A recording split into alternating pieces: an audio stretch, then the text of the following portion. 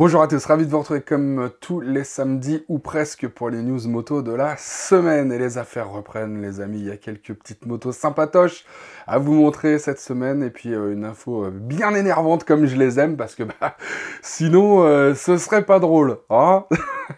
Alors, à suivre, on a de la Buell, de la Brabus, de la CF Moto qui déboule à bloc. C'est parti.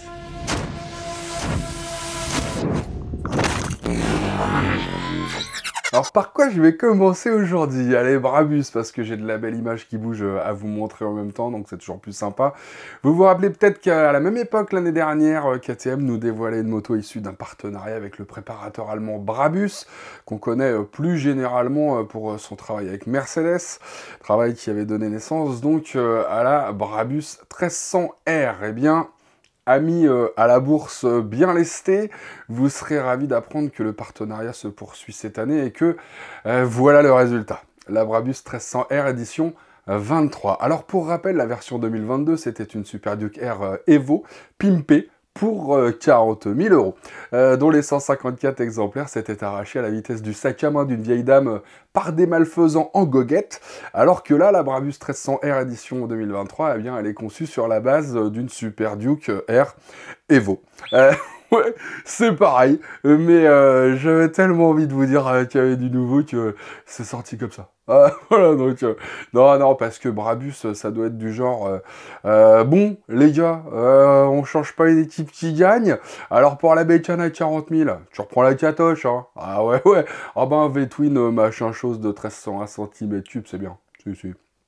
Attends, eh oh, 180 chevaux et 148 Nm de couple, le truc, hein. Ah ouais. Ah, il y a déjà de quoi bien t'arracher les plombages si tu tournes la poignée d'un coup sec. Hein. Ouais, ouais. Et puis ça freine pas mal avec les Brembo Stilema, je trouve. Ouais, tout à fait. Ah, ça suspend pas mal aussi. Il y a de la WP Apex à réglage électronique, donc là, t'es bien. C'est confort. Si on retravaille les trucs qu'on change un peu pour faire plus Brabus, là, non, écoute, Hans, en ce moment, je le sens un peu fragile, tu sais. Je sais pas, peut-être un truc avec sa femme, ses enfants, j'en sais rien. Une saucisse qui passe mal, peut-être.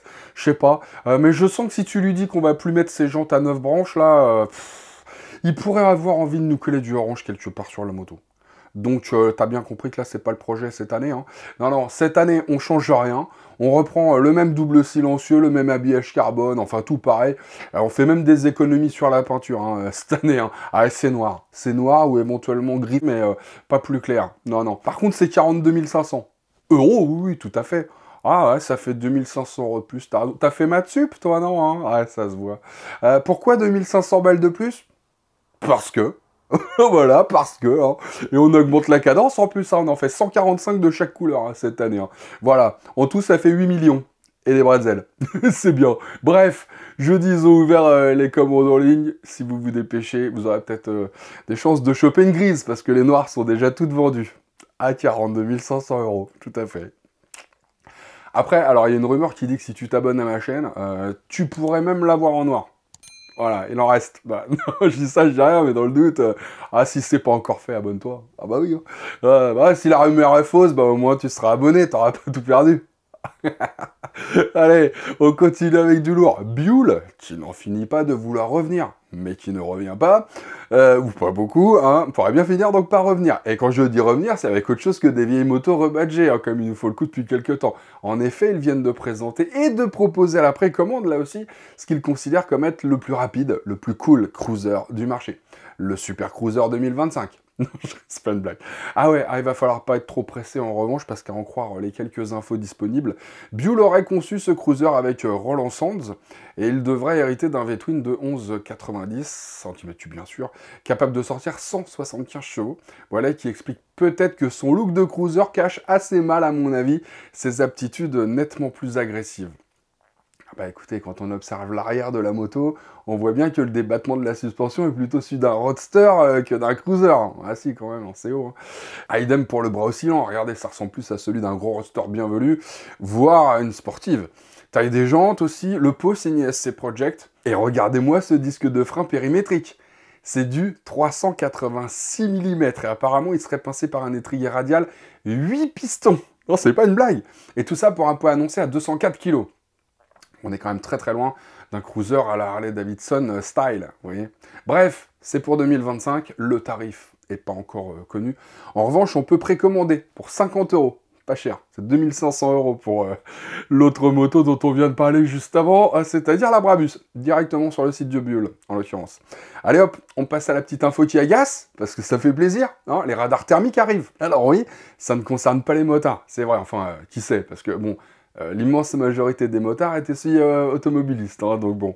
Et puis ça agace bien, donc faut quand même que je partage ça avec vous. Alors je rentre pas dans les détails, hein, mais en gros, comme dans d'autres endroits en France, la métropole de Lyon a créé des voies réservées au covoiturage, et courant du deuxième semestre de cette année, elle va installer des radars qui seront donc capables de déterminer s'il y a plusieurs passagers dans la voiture. C'est une phase de test, hein. Sachez en tout cas que c'est déjà expérimenté par exemple près de Dijon, cette petite histoire.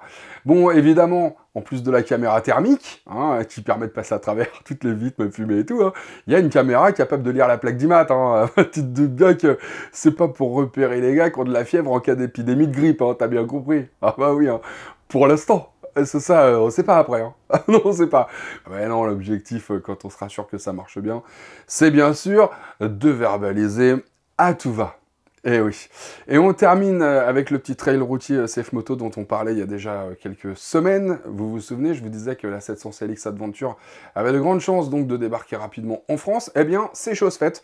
Alors en 2 mots, parce qu'on en a déjà parlé plein de fois. 693 cm3, 70 chevaux, 68 Nm de couple, un bicylindre Kawa revisité donc. Hein. Les suspattes ne débattent pas plus que sur le Roadster, mais la roue avant passe à 18 pouces, et surtout l'ensemble se chausse de Pirelli Scorpion Rally STR. Le guidon s'élargit et monte de 30 mm, dans les deux cas.